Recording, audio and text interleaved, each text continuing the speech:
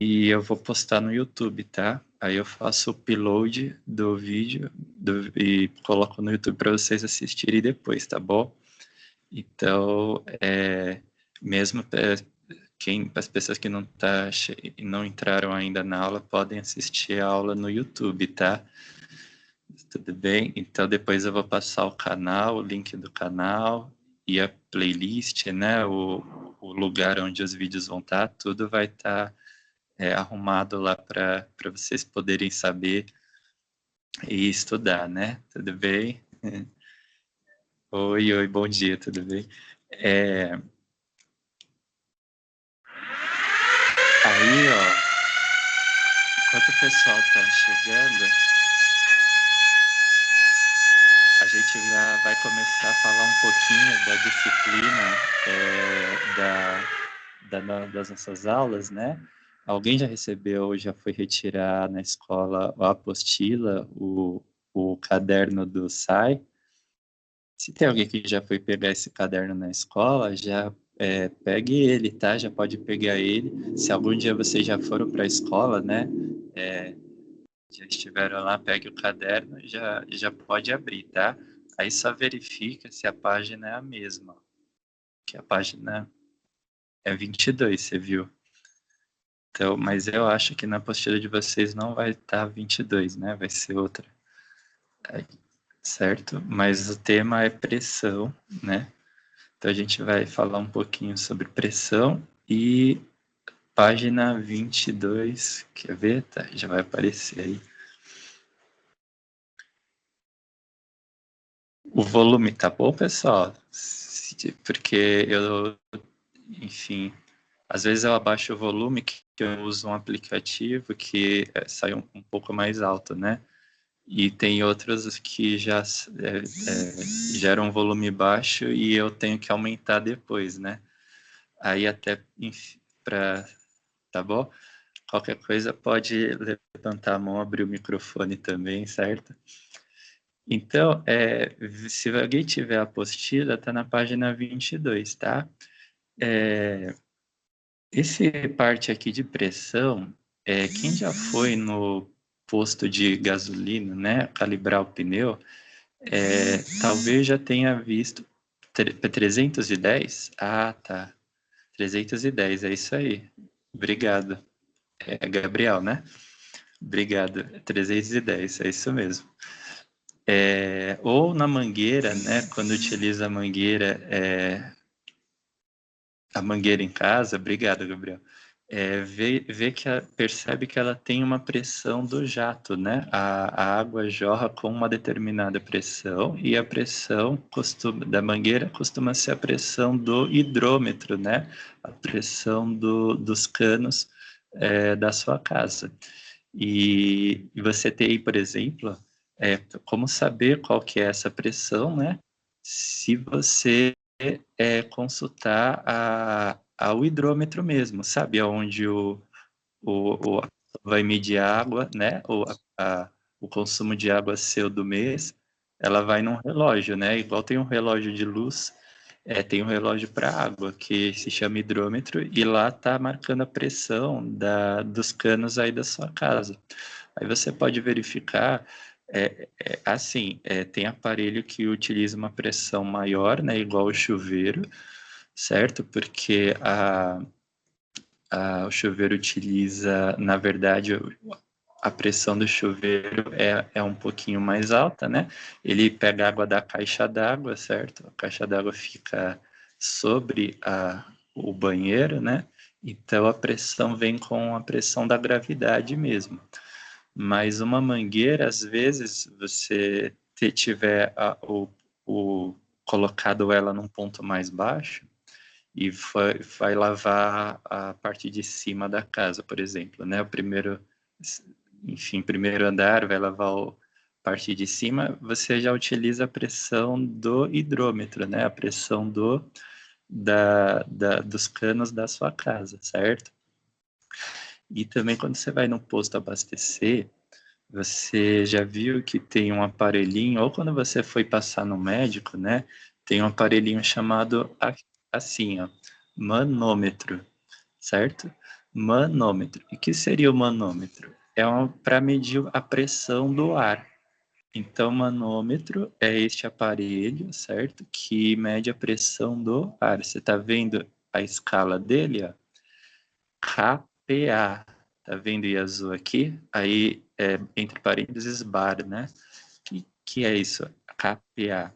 KPA é a unidade da pressão, certo? Que é em pascals. Tudo bem? No caso é quilopascals, tá? Mas a unidade de pressão atmosférica utilizada por nós, né? E também nas nossas aulas, tá? Vai ser o pascal, certo? Pascal é a unidade utilizada para pressão, tá? Assim como quilo é a unidade usada para massa, né? E do lado é a medida em uma unidade que é utilizada, pelo que eu lembro, em país de língua inglesa, né? Que é a libra por int ao quadrado é polegada, né? Int INCH é polegada em inglês, né? Então é libra força, né? Na verdade, a unidade é libra força por polegada ao quadrado, tá? Libra força por polegada ao quadrado.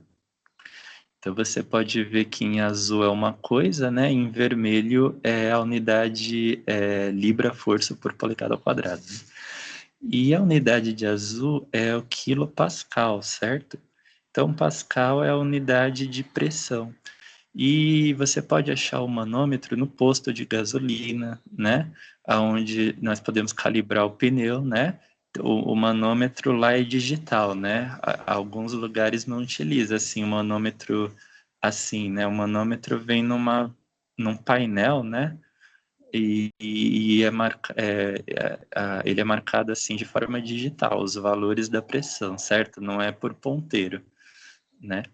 Mas a gente pode achar um manômetro num posto de gasolina, por exemplo. Então esse aparelho ele mede a pressão que o ar injeta dentro do pneu, tá? Tudo bem? Pressão do ar injeta dentro do pneu.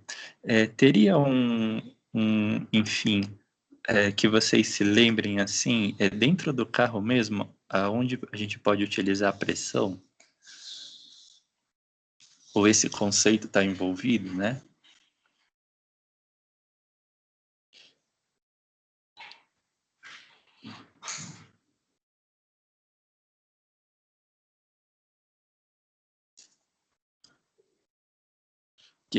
A gente pode citar a bomba de gasolina, que a pressão ali, ela tem uma pressão de saída também, certo? Então, no próprio questão do posto de gasolina, tem a pressão da bomba, tá? E onde que você poderia lembrar da pressão aí mais, turma?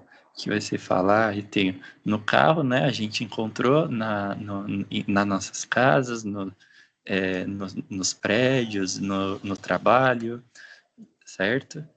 E esse conceito, por exemplo, no próprio posto de gasolina mesmo, tem no elevador hidráulico, tá? Que seria ele? Aquela pilastra, né? Que são 3 colunas, 2 na lateral, uma central, uma no meio. E o motor elétrico, né? Tem um motor elétrico que ele faz uma força nas 2 pilastras laterais, né? Então ele faz uma força e exerce, portanto, uma pressão, certo? Ele está exercendo uma pressão nas 2 pilastras e existe um teorema que a gente vai ver em aula que ele transforma essa força exercida nos lados em força no meio, que a gente vai estudar quando entrar em princípio de Pascal, certo? Então, o que é o princípio de Pascal? É a amplificação da força, tá? É a multiplicação dessa força que é aplicada pelo motor e exercida no meio, certo? Aí essa força vai ser exercida no meio, aonde costuma levantar o carro, né? Enfim, o ônibus, carro, né? Naquela coluna do meio. Então, é uma multiplicação dessa força, tá? que a gente tem ali. Então, no elevador hidráulico tem. Na seringa, se já passaram por isso, certo? Na seringa, na hora que você vai tomar uma injeção, tem um líquido, né, dentro do vidrinho da seringa ali, tá? Que é o líquido do imunizante, né? Enfim. E esse líquido, ele recebe uma pressão também das partes exercidas pelo corpo, no caso por você. Então você aperta o pistão da seringa, né? Você está fazendo uma força contra ele, certo? Tá? Aí essa força ela é transmitida para o líquido, tudo bem? E do líquido a pressão é transmitida para dentro do seu corpo, né? Na veia, no caso, que está aplicando o líquido imunizante, certo? Aí essa pressão vai sendo levada de ponto em ponto até dentro do seu corpo ela chegar. Então, a pressão, primeiramente, a gente aplica na seringa, certo? E que mais? No sistema de freio do carro, também, a gente pode achar lá, porque no freio, você pisa no pedal do freio, tudo bem? Aí, só para você ver, quando você pisou no pedal, você fez uma pressão ali, tá? Você fez uma pressão no pedal. Aí, essa pressão, ela é transmitida pro servo-freio, né, que é um disco, um componente que fica logo depois conectado no pedal do freio, certo? Então você tem ali o pedal do freio e logo depois você tem esse disco chamado servo-freio. Aí o que ele vai fazer? Ele vai captar a pressão que você fez, né, pela força que você fez, e dar essa pressão para um duto, né? Para um tipo de um duto, um tubo assim que fica para dentro do carro. É parte do sistema de freio. Ao mesmo tempo, você está com o motor ligado, certo? O motor ele tem uma ligação com o sistema de freio, porque quando o motor está girando, né? Está rodando, porque o carro está ligado. O motor ele utiliza o ar do próprio sistema de freio, certo? Para injetar no tanque pela bomba de ar, né? Pelo bico de ar. Tudo bem? Aí ele pega esse ar do próprio freio para injetar no motor, né? Para utilizar para combustão dentro do tanque. E aí, quando ele suga o ar, né? Quando ele suga o ar, fica um vácuo desses dutos aqui atrás. Tudo bem? Aí forma um vácuo. O que é o vácuo? Não tem ar ali. Não tem ar, nenhum tipo de ar, gás, vapor, nem vapor de água fica. Certo? Aí por que ele faz isso? Para deixar a pressão menor. Porque onde tem vácuo, ele tirou o ar dali, certo? Então ele tirou todo o ar. Ali não tem pressão.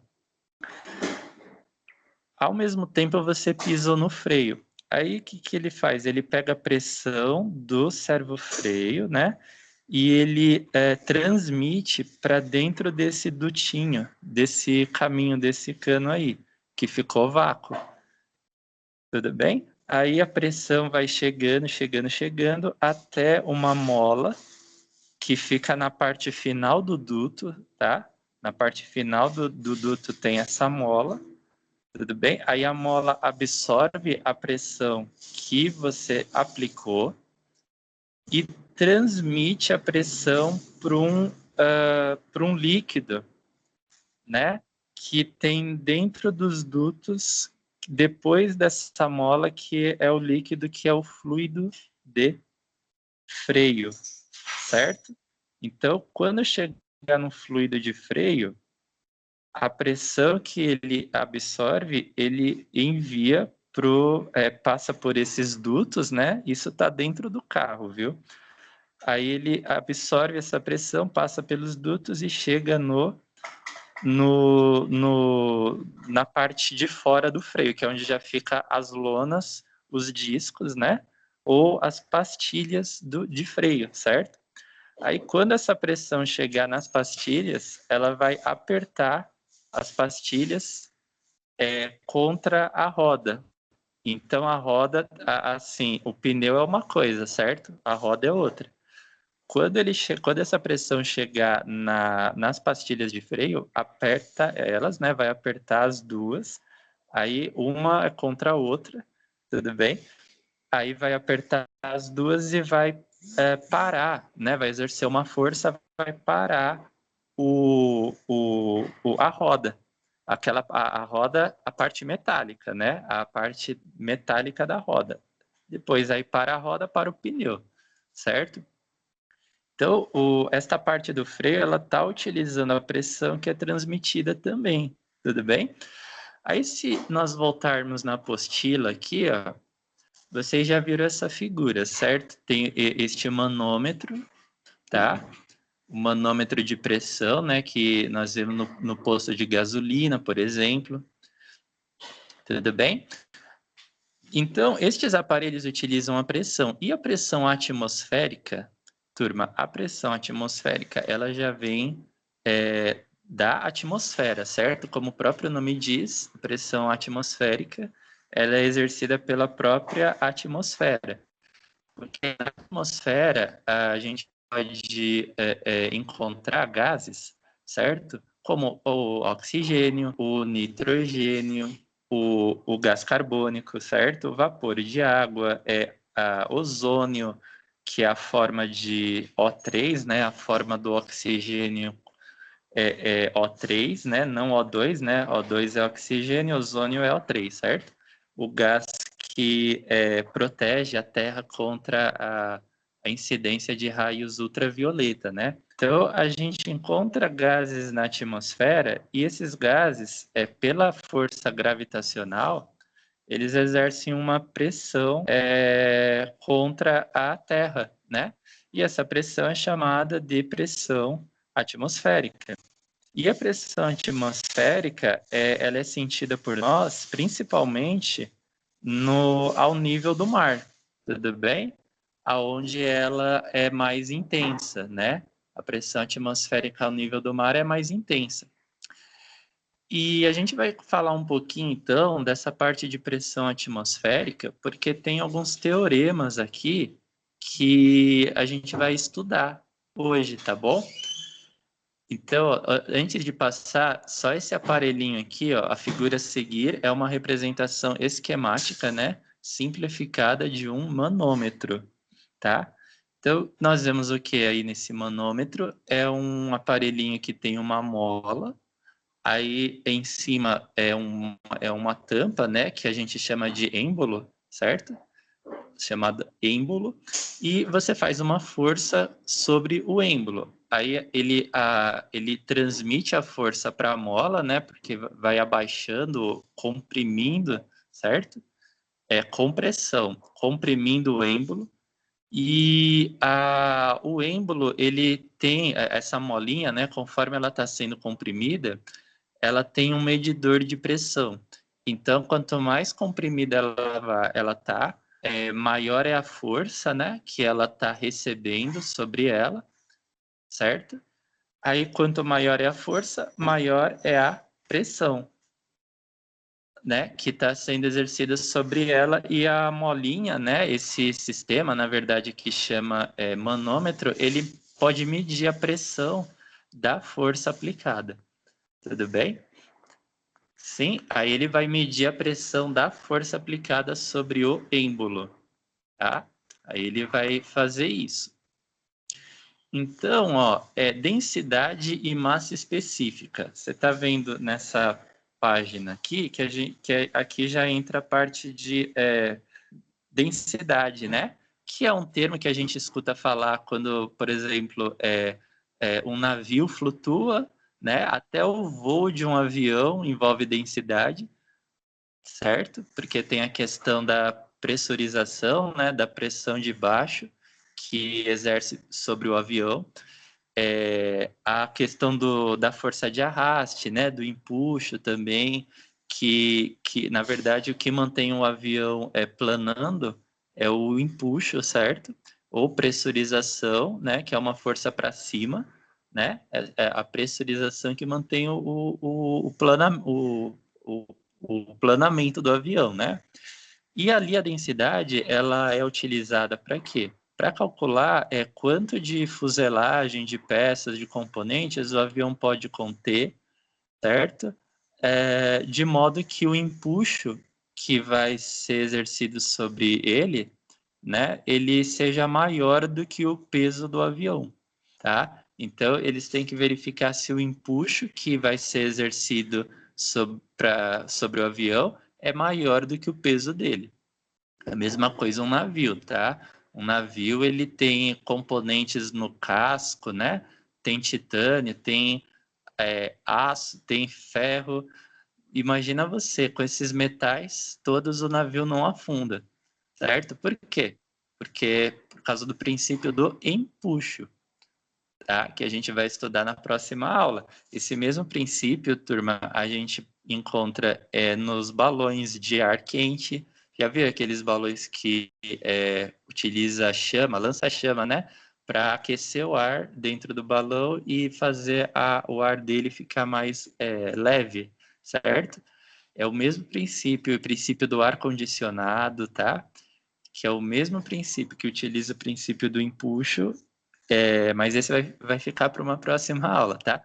Mas para calcular o empuxo, a gente precisa saber a densidade, certo? Porque tem o ferro, o zinco, o cobre tem uma densidade, o titânio, o selênio, né? O aço, algumas ligas metálicas assim, elas têm outra densidade, certo? Tudo bem? Então, para calcular os materiais e a quantidade, a proporção deles, para não formar um material com uma densidade que vá afundar, certo? Então, a gente tem que considerar essa questão que o empuxo, que é uma força, né, que é exercida, ela tem que ser maior do que a densidade. Tá. E quando ele está falando densidade, ele passa um pouquinho pela definição aqui, certo? Ele mostra que o isopor tem uma densidade muito pequena, já o chumbo apresenta uma densidade grande. Alguém aqui já viu uma comparação que a gente faz com iceberg, né? Ou já ouviu falar sobre ela alguma vez?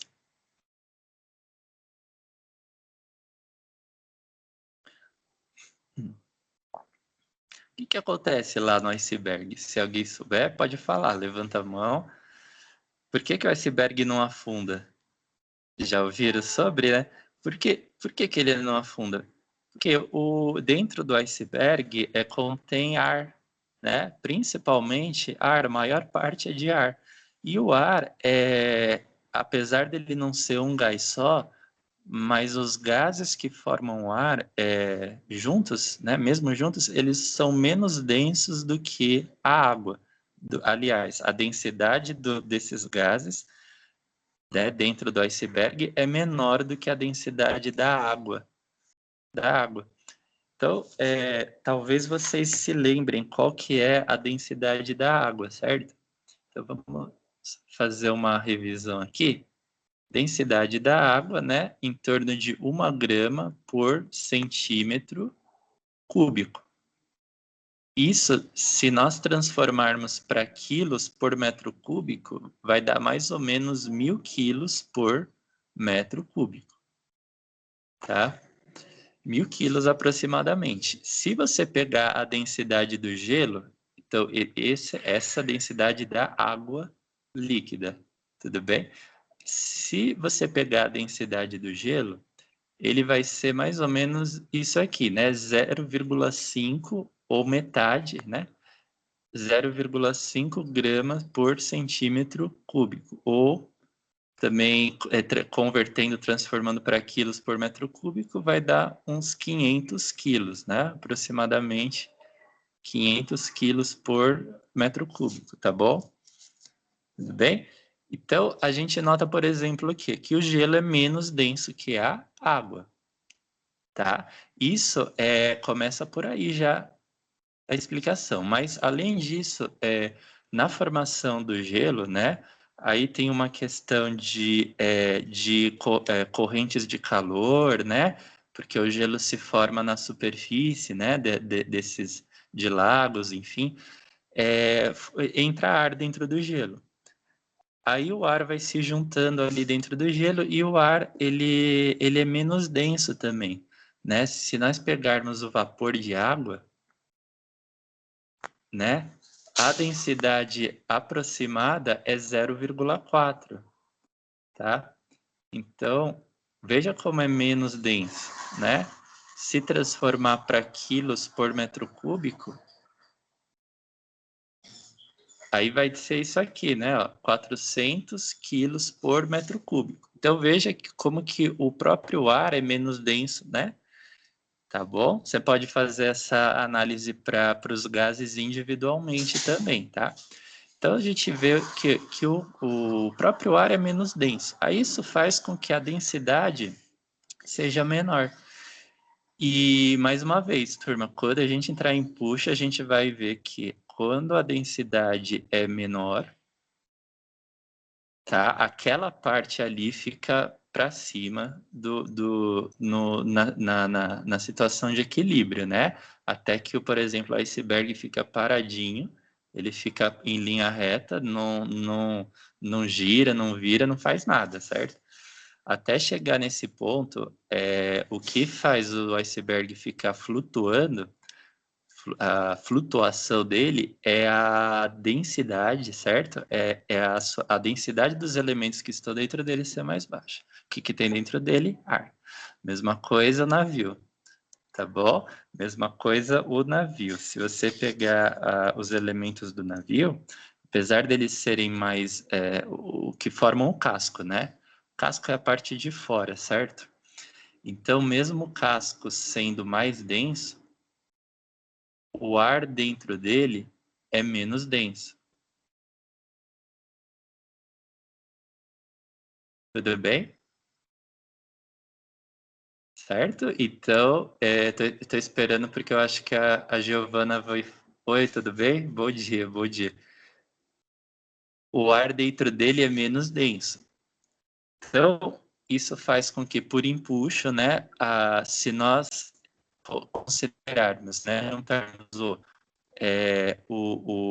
a densidade do ferro, do titânio que forma o casco, e do ar, tudo bem. E do ar vai dar o que isso? Vai dar uma densidade reduzida. Tá bom? A gente vai entrar nisso no empuxo, tá, turma? Mas o principal é a densidade. Então, a densidade vai ficar reduzida. Logo, a força gravitacional vai ficar reduzida também. E o empuxo é que vai ficar maior.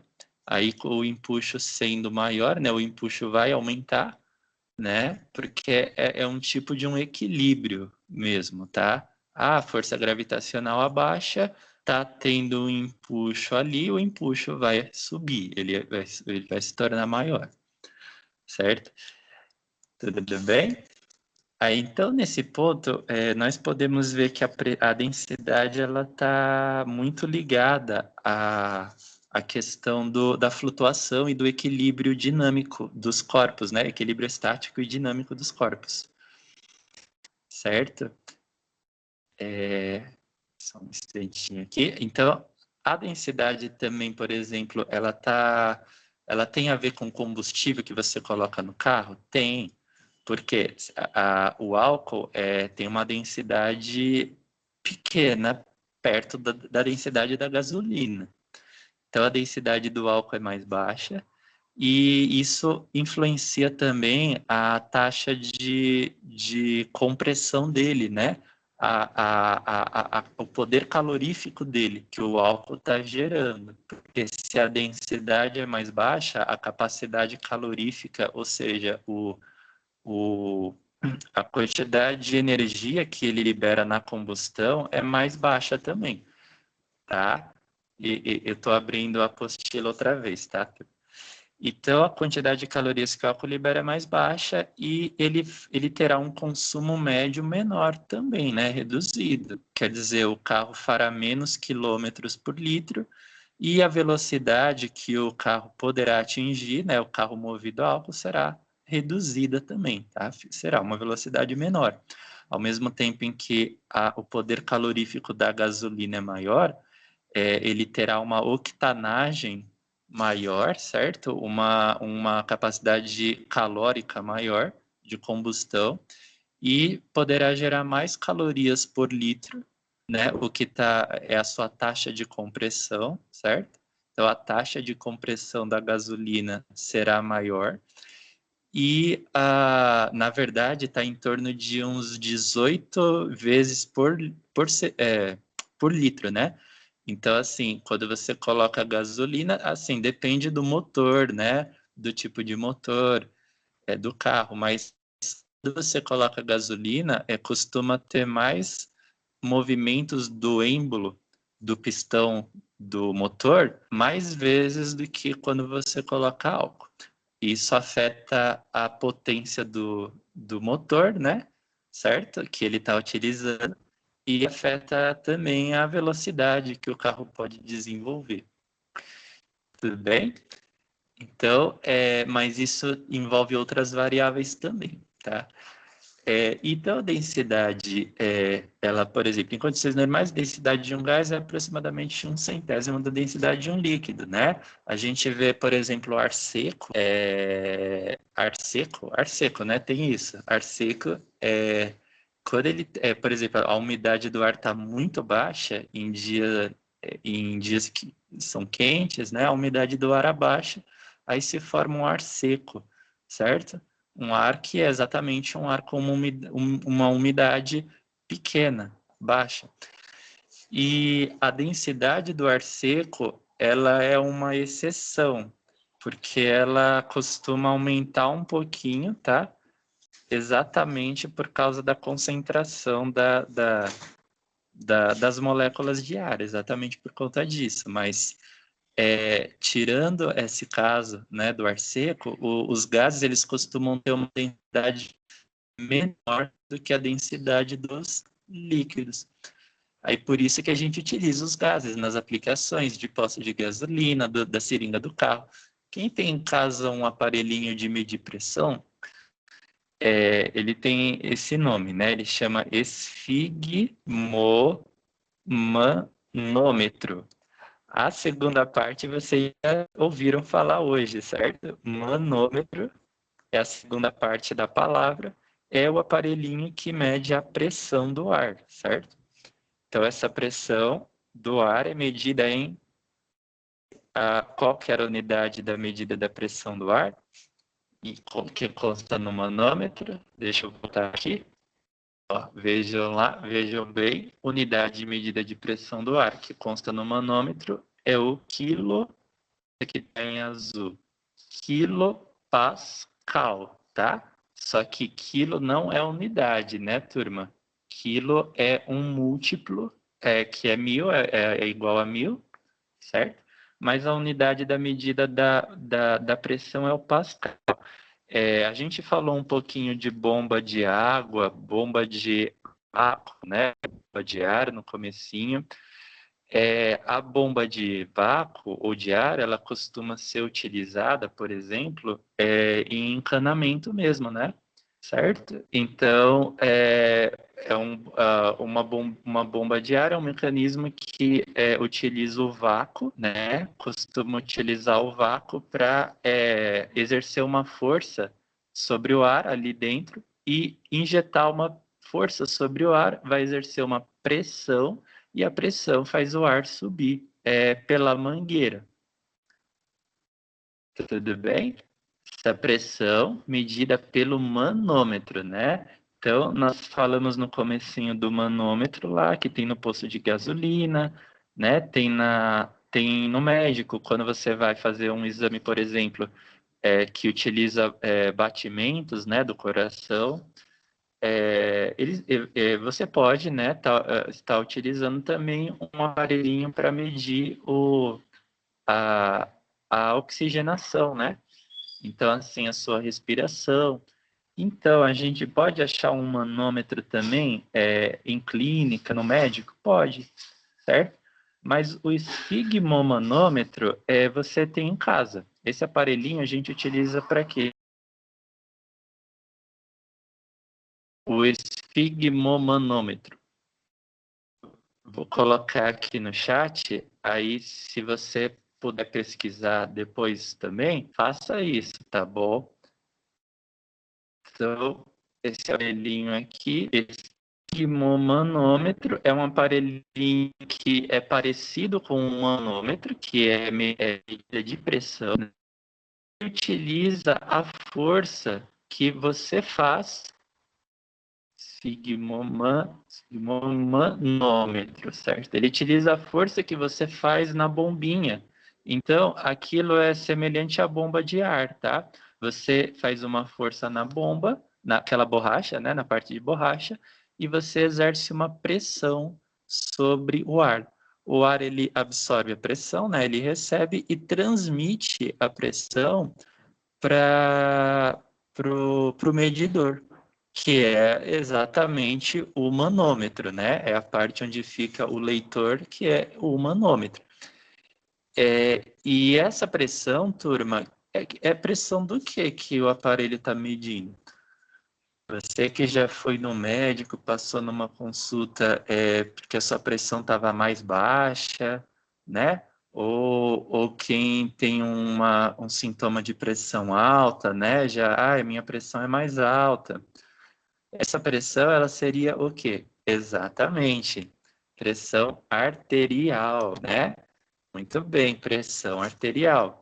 E essa pressão arterial é a pressão que, porque assim, no coração, nós temos dois canais, né? Vamos dizer assim, a gente tem duas ligações. A gente tem uma ligação que recebe o sangue que chegou do corpo, chegou pelas veias, certo?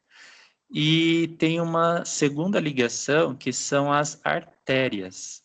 As artérias são os vasos sanguíneos por onde o sangue é bombeado na sístole, aliás, na diástole. Na diástole. Então, sístole e diástole, né? A sístole é quando o músculo cardíaco ele se contrai, tá? E a diástole é quando ele relaxa. Aí ele vai expandir. Quando ele expande, ele solta o sangue que ele tinha coletado ali dentro dele.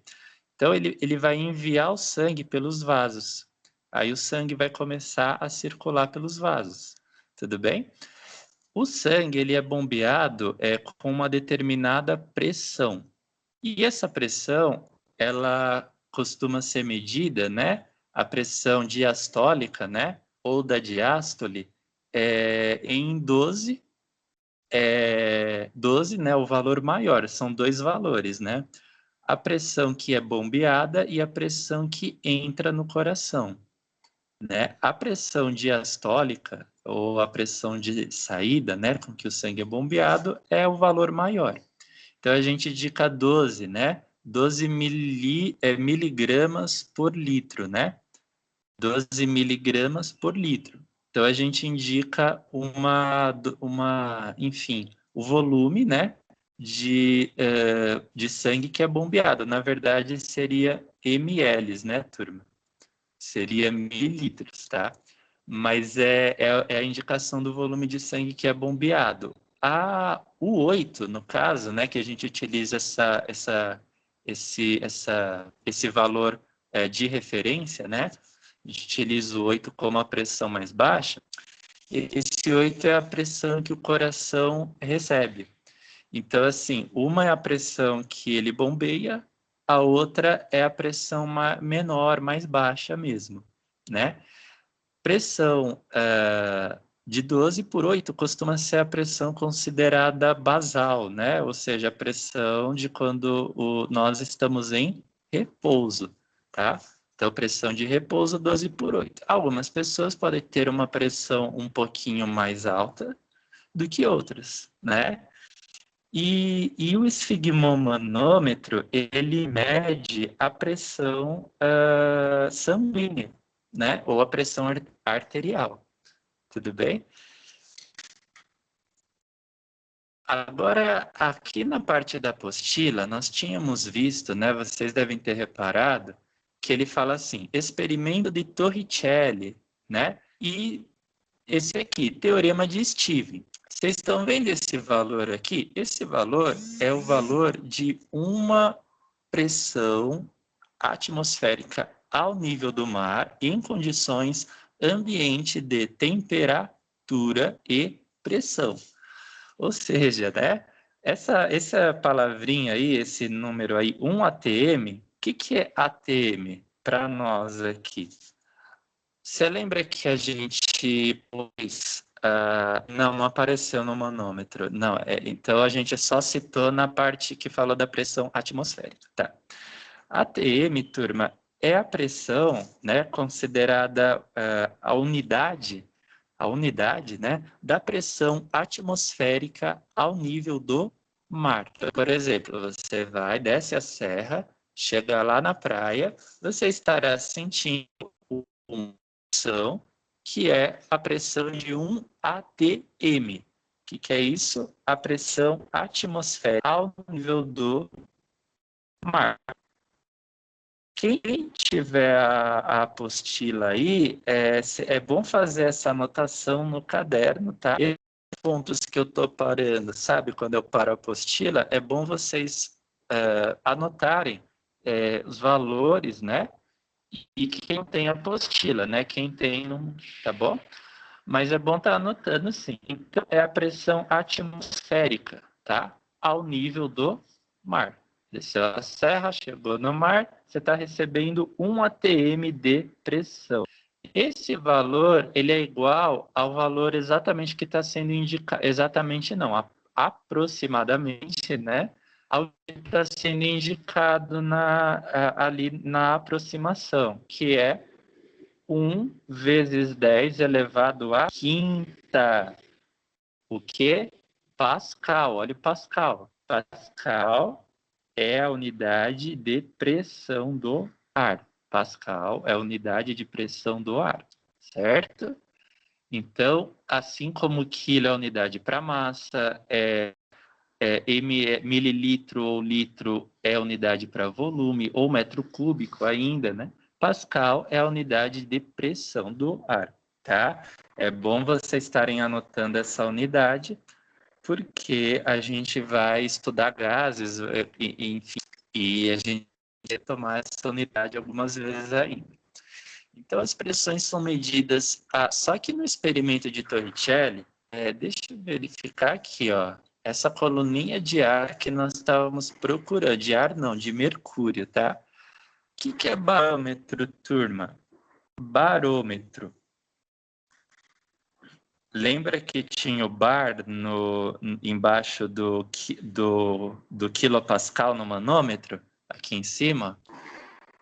Quem se lembra desse daqui tinha o bar aqui embaixo, em azul, tá vendo? Abre parênteses, bar, certo?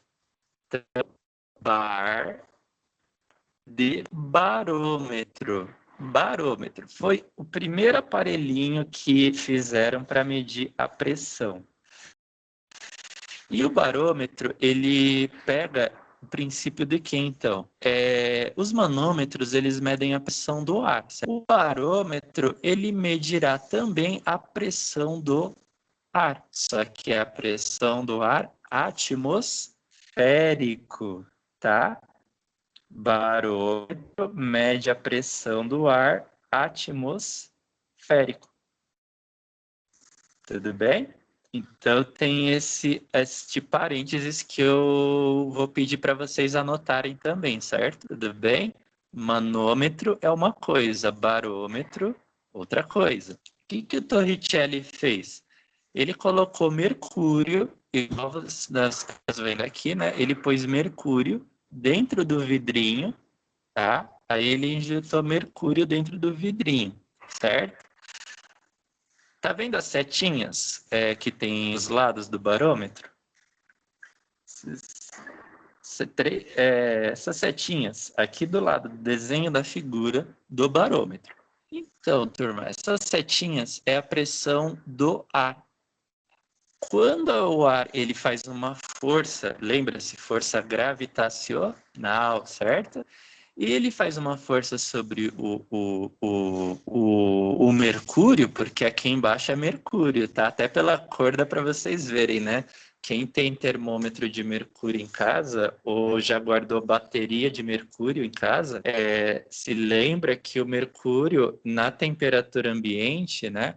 20 graus a 1 atm de pressão atmosférica, ele é um líquido, né? Ele é um líquido, né? A gente tem essa ideia de mercúrio líquido, né? Na verdade, o mercúrio é um líquido à temperatura ambiente. Ele é prateado, acinzentado, ele é meio assim, igual tá na imagem. Então, isso é mercúrio mesmo, tá? Então, o ar ele faz uma força gravitacional sobre o mercúrio e exerce uma pressão, tudo bem? Aí a pressão do mercúrio, ela é transmitida por dentro do vidrinho por essa escala graduada. Então a gente está vendo que é tipo uma régua. Ela tem as marcações dela em milímetros e em centímetros, né? Na medida dele, do Torricelli, ele utilizou a ordem de precisão, né?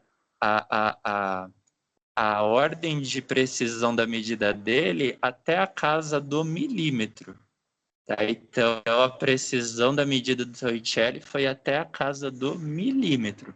Por isso, as marquinhas igual tem numa régua, certo? E quando o mercúrio subiu pela escala graduada que ele montou, ele verificou, né, que a altura foi até esta marquinha vermelha. Tá vendo uma linha vermelha na escala graduada? E essa linha vermelha representa o quê, turma? Quando você pega uma régua e faz uma medição, você está medindo qual grandeza? Está medindo um comprimento,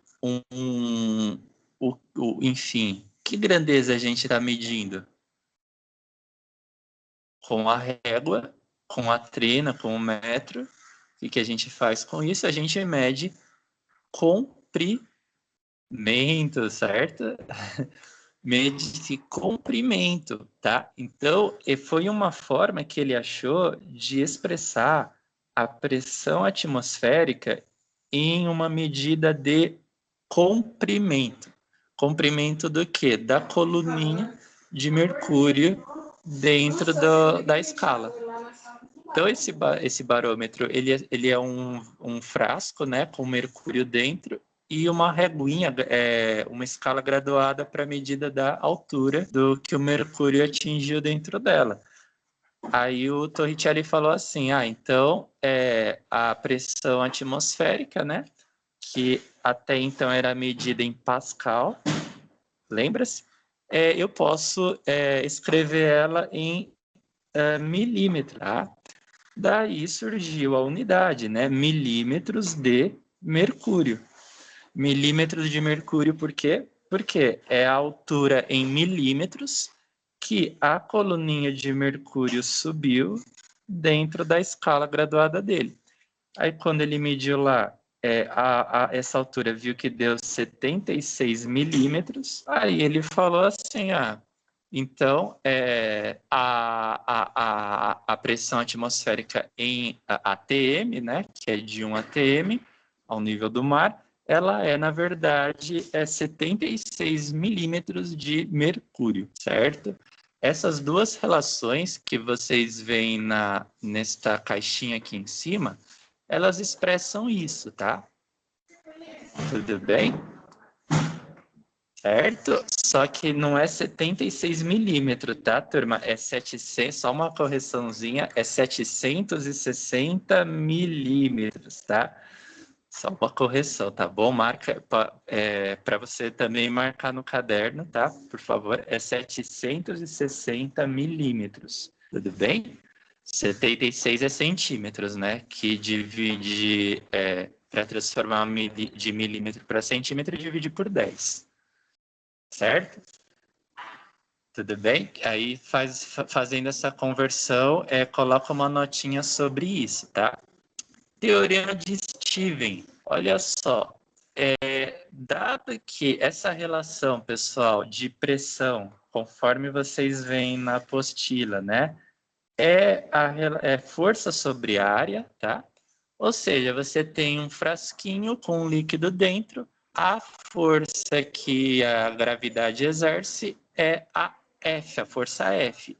A área de secção, né, dizer, a área do vidrinho é o A.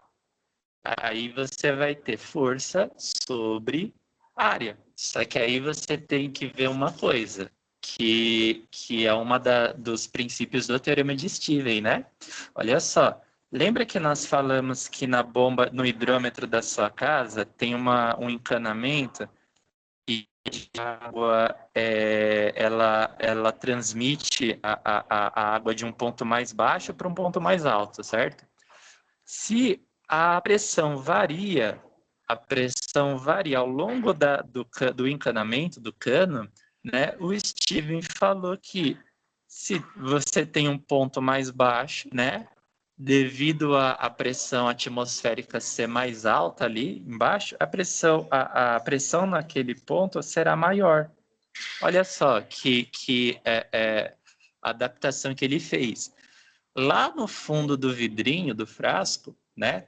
Como está recebendo mais líquido, mais gravidade, a pressão naquele ponto será mais alta, né? Maior de valor.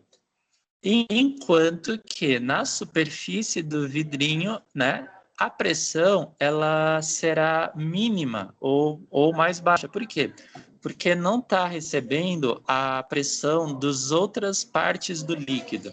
Então, você está vendo dentro desse vidrinho que só tá lá no fundo do frasco é o ponto onde ele está recebendo a pressão mais alta. Então, a pressão está mais alta ali no fundo, ali embaixo, certo?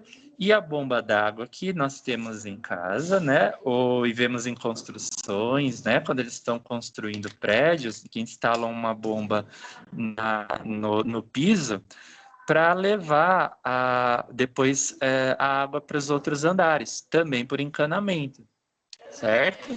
Sistema de distribuição de água. Então, aí bombeia a água e a pressão vai variando. Aí, quando ela chega lá em cima, no primeiro andar, ela está uma pressão menor. Então, aí quer dizer, a água não chegaria lá se fosse por inércia, certo? Como é pela gravidade. Então, para você bombear água até o primeiro andar, você vai precisar de uma bomba de água, que na verdade, é uma bomba de vácuo. Que coisa, né? Essa retirada essa transmissão de pressão é pelo princípio de Pascal. Então, se você voltar no vidrinho aqui, ó, pressão, né? Pressão é força dividido por área, beleza? Pela fórmula, pela equação da força gravitacional que a gente estuda no plano, força gravitacional é massa vezes a... Está escrito ali no lado da continuação da fórmula. O que é esse Gzinho? É o campo gravitacional, certo? Então, massa vezes a gravidade. Massa vezes a gravidade, quer dizer, a força gravitacional é a massa vezes a gravidade. Isso é só a equação, né, da força. Então, aí a grama, no caso, não é miligrama, você falou, né? É porque o miligrama, ele é uma unidade, ele não é uma grandeza, né? Então, o miligrama, como a grama,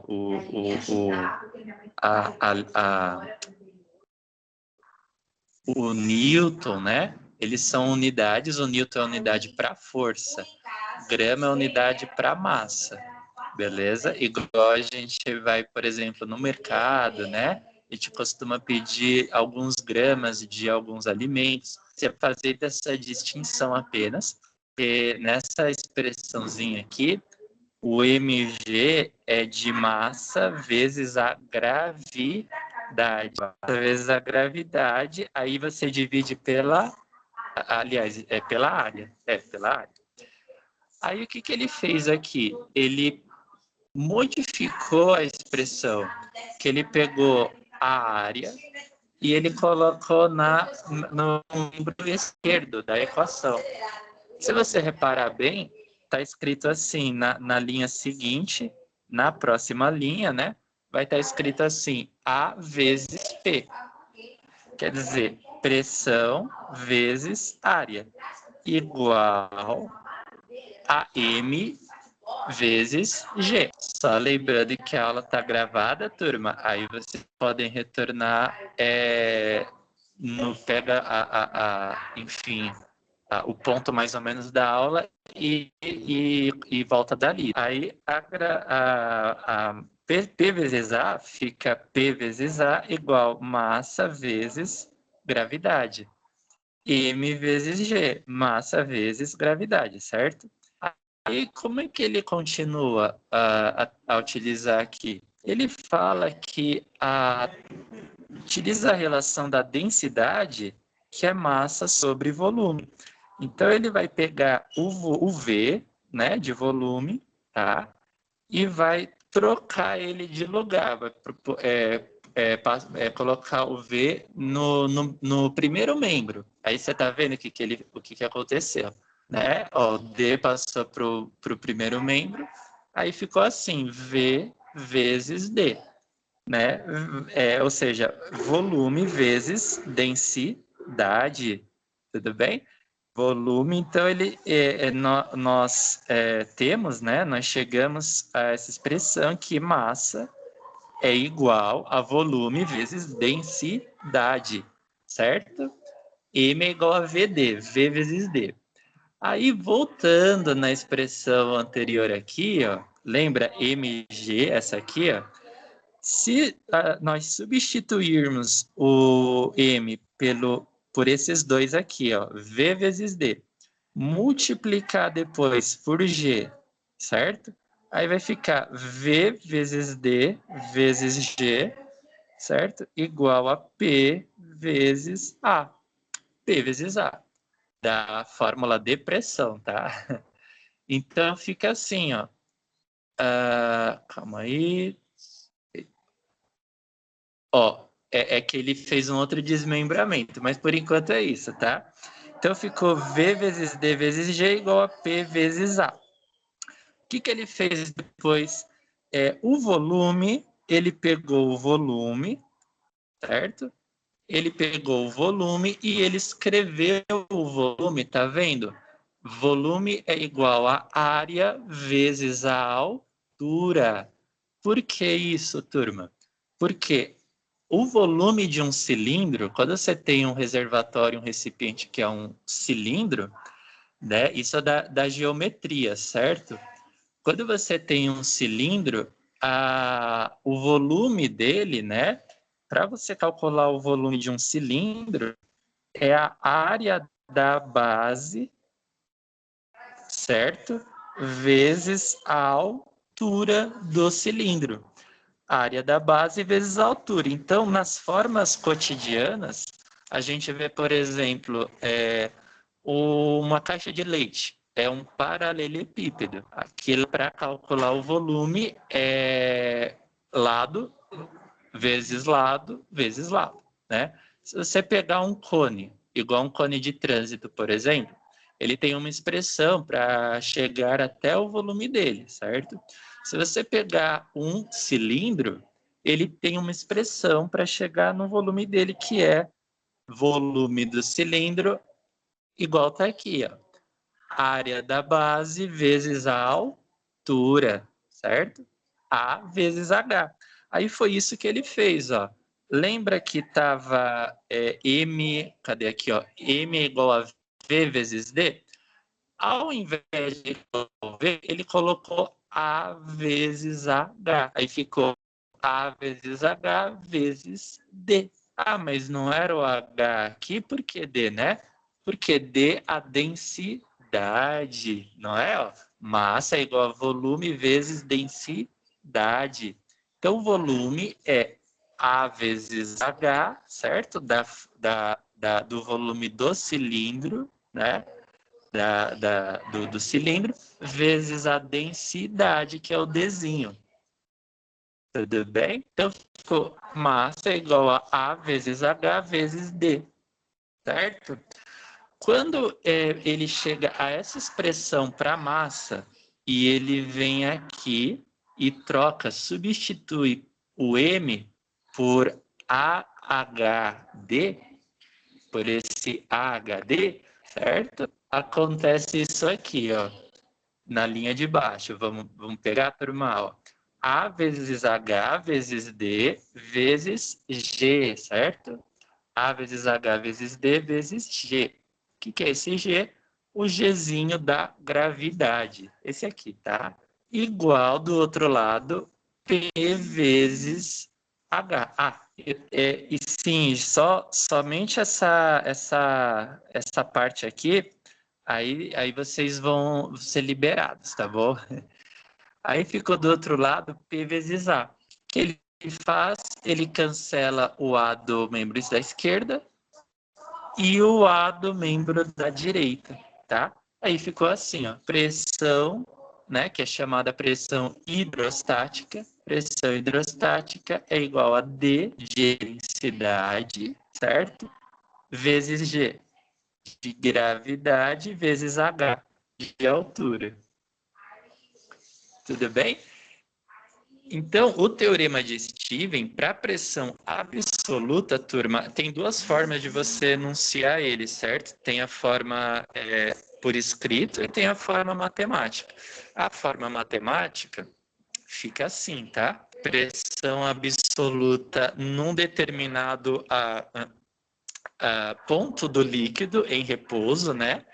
Tá? Só para citar que a gente está estudando líquidos em repouso, certo? Que estão velocidade zero. Dinâmica que tem invasão de máquinas agrícolas, máquinas de bomba de água, no carro, no próprio carro que tem o arrefecimento, o resfriamento do motor, né? Pelo reservatório de água. Quando o líquido está em movimento, ou no cano da sua casa, certo? Quando você liga o chuveiro, por exemplo, quando o líquido está em movimento, ele passa a ter uma velocidade. Quando o líquido está em repouso, é hidrostática, é a velocidade do líquido ser zero, tá bom? E tem a forma associada à forma matemática, né, que foi essa que nós pudemos estudar, e você tem a forma por escrita, né? Teorema de Stevens. A diferença entre as pressões ΔP entre dois pontos de um fluido em equilíbrio é igual ao produto, né? Ou seja, utilizada essa expressão. Densidade, gravidade, altura. Altura entre quê? Entre dois pontos distintos. Tudo bem? Então, com isso, pessoal, nós conseguimos determinar a pressão num determinado ponto, né? Essa figura, só para vocês terem ela, chama poço artesiano, né? Então, poços artesianos seria um subterrâneo de água que uma rocha permeável, né? E debaixo dessa rocha fica um reservatório de água. Então você vai ter um aquífero ali, né? Um aquífero confinado, certo? Só que ele está represado, confinado debaixo da rocha.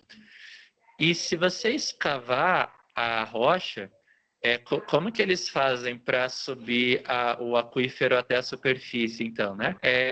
Eles utilizam uma escavadeira ou uma máquina assim, uma furadeira gigante, né? Uma máquina que vai escavar a rocha até perfurar ela, né? No subterrâneo. Quando ele faz isso, a própria pressão, porque tem a pressão da água do reservatório, certo? A própria pressão vai levar a água para cima. Aí você não vai precisar nem de uma bomba, porque tem pontos desse aquífero, né, que estão em contato com o ar. Então, a própria pressão da água por baixo, ela leva a água para cima. Se você ver essa figura, né, tá chamado poço comum, né, ou aquífero não confinado, né? Então, no poço comum, você dá vazão para a água. Aí a água entra, ela se desloca, né? Ela se move até a superfície. Se move até a superfície. E esses aqui do lado são poços artesianos. O que é poços artesianos?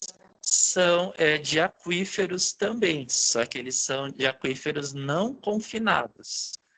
Então você dá uma vazão para subir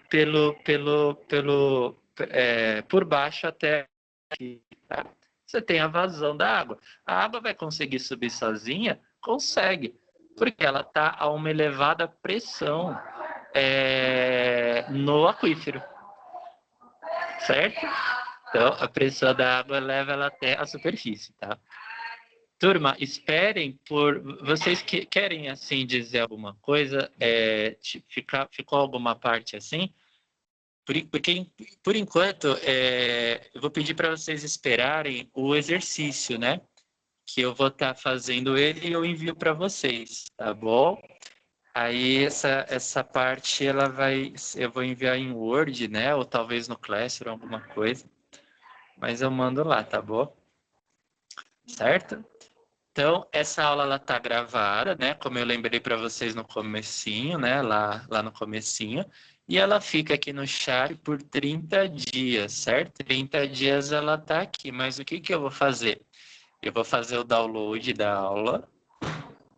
Quando eu chegar em casa, né? Vou fazer o download, vou baixar e vou fazer o upload para o YouTube. Aí depois que eu subir para o YouTube, eu fizer o upload, eu aviso vocês e eu posto o link do canal para vocês poderem achar as aulas lá, tá bom? Então essas aulas eu vou estar fazendo isso, tá bom? Então, por enquanto é isso, turma. Obrigado aí pela aula, né? Vocês só não verifiquei se estavam todos aqui. Deixa eu ver aqui, só um segundo.